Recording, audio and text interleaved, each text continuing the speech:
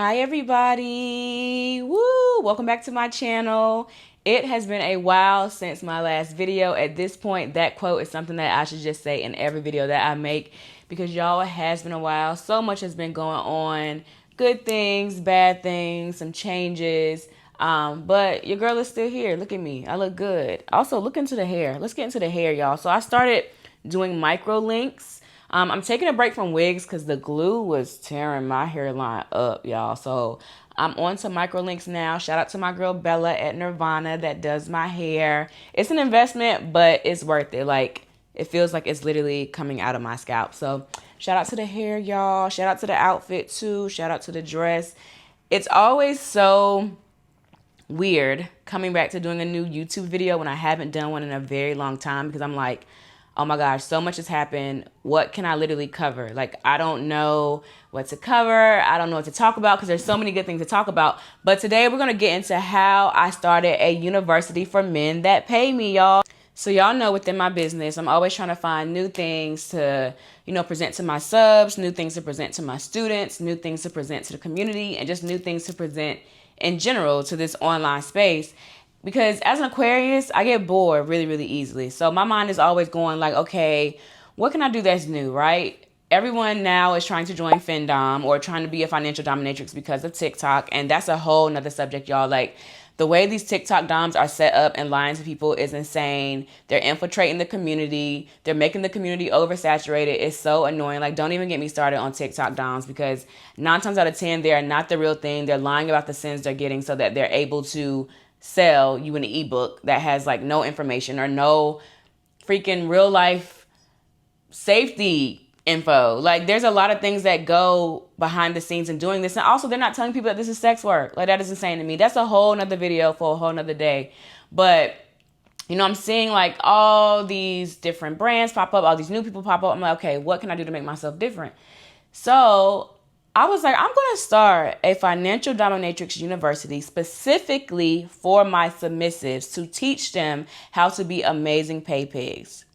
So far, I've been running it for the past 2 weeks and it has gone amazing, y'all. Like, amazing. I currently have 4 subs on it. I run it through Discord. So for those that don't know, Discord is a messaging app that you can download on your phone.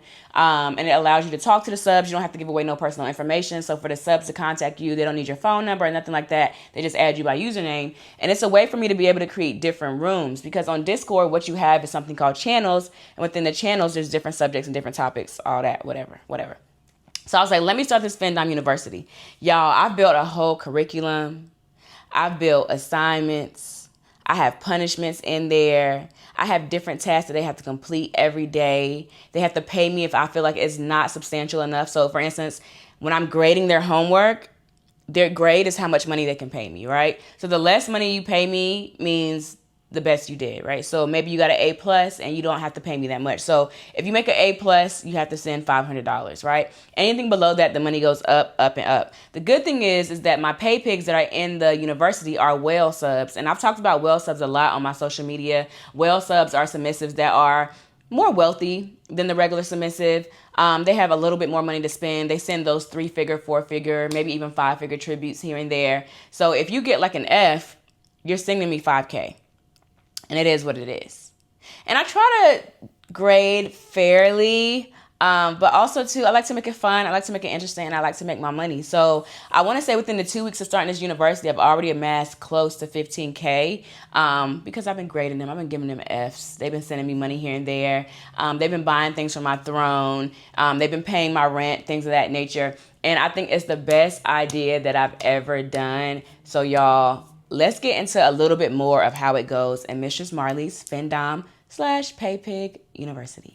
So the first thing I did within this university was start out with the orientation, right? So I wanted them to know who I am as Mistress Marley, how you can serve me, things that annoy me, things that excite me, things that show your servitude to me, when you can speak to me, when you can't speak to me, how to address me. All those different things were done in orientation because I didn't want to just throw them into the university and be like, okay, assignments, let's go.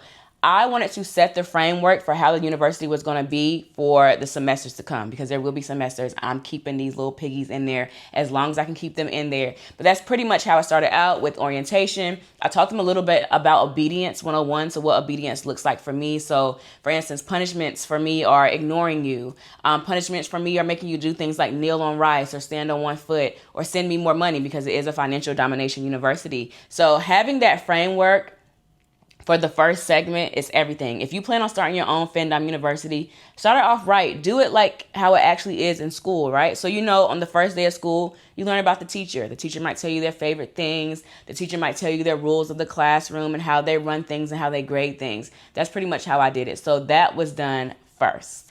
Then the second thing I highlighted in my classroom was economics. So first, we're going to learn economics. So, there's different subjects in school. I wanted to start with economics because this is Financial Domination University and you're learning how to be a great pay pig. So economics for me was teaching them how to send me money, right? So to my preferred payment methods, you guys know I talk about this all the time. I have Zelle, Cash App, Throne, all the different clip sites I contribute on. How to send to me was the first thing. And frequency of sending to me, right? So every morning you're sending for my breakfast. Every Wednesday you're sending for a night out. If I go out and I'm out with my girlfriends and I order cocktails, I might put in the university, just ordered cocktails. Today's lesson is how to send money to Mistress Marley to pay for her cocktails. It's all economics. It all makes sense. But that's the first thing I wanted to teach them is you're going to learn how to send to me. And there's correct ways to do it and there's wrong ways to do it. But you're going to learn. Then the next thing I wanted to teach them was basically history, because I'm a history buff. History was one of my favorite subjects in school, always did well in history. I wanted them to learn the history of financial domination from the psychological standpoint. So, pretty much gave them like a little lecture, like this is what we're going to learn today. This is about the history of financial domination, kinks, consent, fetish, all those different things. Most of it, I assumed that they knew, but also too, you can't always assume. So I was like, we're going to do a refresher. We're going to go back over this, right? I also wanted them to learn about the art of the Black dominatrix in this industry, right? Why serving a Black dom is so important. Why sending reparations as a white submissive to a Black dom is important. Why we have such a great footprint on this industry and why we should be served and why we should be put to the top just as much as non-Black doms. I wanted to make sure that that was highlighted. I always love teaching history to my subs because my favorite part about doing it is making them write a report back to me. So I had them write a report back to me about what they learned, about how they plan to move forward and, serve Black doms and honor Black doms and devote their time to Black doms beyond me, right? So I want them to serve other Black doms as well. Send all your money to us, reparations, send it to this black skin baby because we deserve it. But that was another portion that I had in the university, which I think is really, really important. So if you're a history buff like me and you really want to highlight that for the submissives in your university, do it. Bring your own way to it, how you do it. Put your own funk on it, put your own stank on it, whatever they call it. Do it though, because the history is really, really important because these boys can easily get on their knees and say, oh, you're beautiful and I want to worship you and I want to worship the ground you walk on and I want to send all my money to you. But what's really important is why? Why do you want to worship me? And I want to know why you want to worship me beyond my outer being. Anyone can call me beautiful. One of these people on the New York streets can call me that.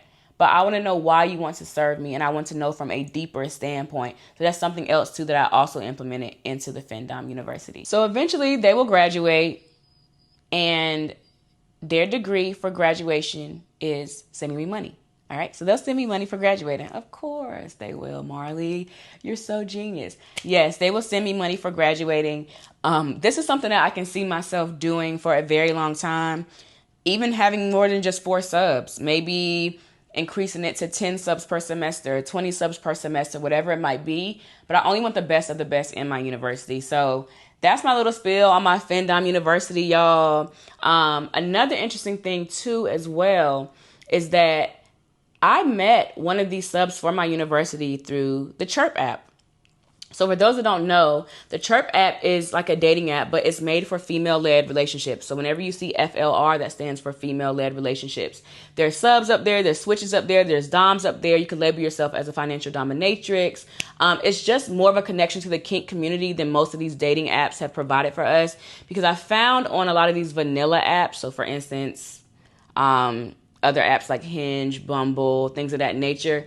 If certain things are talked about, they will delete your profile as a woman, right? So even if I mention I'm into kinks or fetish or I'm a dominatrix, I get deleted off of there. With Chyrpe, it's the exact opposite. So Chyrpe is an app that you can download, okay? You have to verify yourself, so you have to age verify, you have to upload your ID. They have the free profiles and then they have the upgraded profiles. The upgraded profiles allows you to see who likes you. It gives you a little bit more leeway with how to use the app. You get a little bit more of actionable items to use. You get more options. That's the word I'm looking for. Ugh, I was having a brain fart. You get more options. So Chyrpe, so far, so good for me. Like I said, one of my subs from the Findom University I just told you guys about came from Chyrpe. I'm seeing how it is in New York. There's a lot of people on in New York, which is a good thing. And I think it just gives subs the space to really talk about who they are on these apps without feeling like they can't talk about who they are. And it also gives us doms the space as well. So if you are not on the Chyrpe app, y'all, check it out. All right.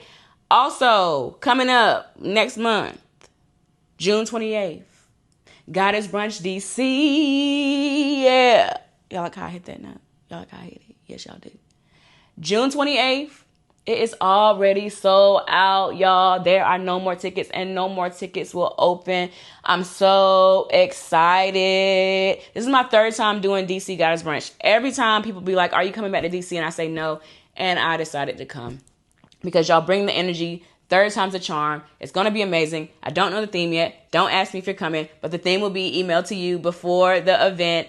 I have Temptress Mango, who is an amazing dominatrix that is a student of mine and has come to a lot of events of mine. She's doing a lovely art installation. I don't want to give away too much about it, but it's going to be the first time I've ever done something like this at a Goddess Brunch, because as we elevate, we bring y'all more fire.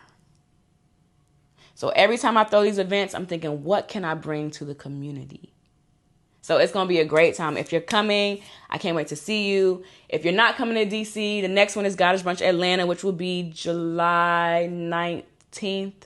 Don't quote me on that date. I got to look at my calendar. But next up will be Atlanta, because Atlanta brings the heat as well. It'll be the third time for Atlanta. I'm so excited, y'all. Also, if y'all haven't noticed, well, you can't really see much, but I'm in a new place. So I did not move to Atlanta, y'all. I know I kept saying that. Oops. I'm still here in New York. I couldn't get away from New York. It's so hard to get away from New York City. So I'm still here. But I'm in a new place. It's lovely. It's amazing. The amenities in this building are chef's kiss. I have a nice new big pink fluffy couch. Had to get rid of that burgundy one that y'all saw me on. But yeah, y'all stay tuned to everything I have coming up. Also, I started a lo-fi channel. Oh my gosh, I started a lo-fi channel. I'm going to link that below in the description for this video. I'm trying to nurture my more vanilla hobbies, and creating a lo-fi channel was really personal to me because I listen to a lot of lo-fi music when I'm studying, cooking, relaxing, doing my magic, scripting, getting dressed, all these different things. So I wanted to bring that channel myself, and it's something I've been experimenting with like all the techie. I'm getting really in my nerd bag and my music bag with this one. But yeah, check it out. It's called Lo-Fi Lita. I'm going to tag it in the description below. You can follow me on Instagram, Dom in the City, because Instagram deleted my main page and my backup page, y'all. So it is what it is. I'm working with what I'm working with, but they deleted it.